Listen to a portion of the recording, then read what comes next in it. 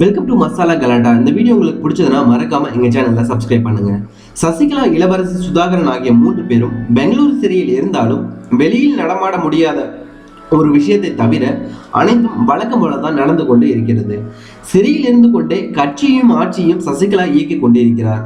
சுதாகரன் உள்ளிட்ட அவரது குடும்ப உறவுகள் அனைவரும் அனைத்து டெண்டர்களையும் பெற்று கோடிக்கணக்கில் குவித்துக் கொண்டுதான் இருக்கிறார்கள்.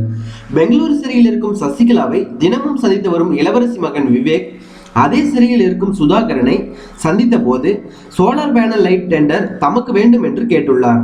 அதை சசிகலாவிடம் விவேக் சொல்ல, அவர்கள் தானே தமிழகம் முழுக்க சோலார் பேனல் லைட்டை சப்ளை செய்து வருகிறார்கள். இப்போது என்ன ஆச்சு? டெண்டர் எல்லாம் வேண்டாம், வழக்கம் போல சப்ளை செய்ய சொல், மற்றதை நான் பார்த்துக் கொள்கிறேன் என்று விவேக்கிடம் அவர் சொல்லி இருக்கிறார்.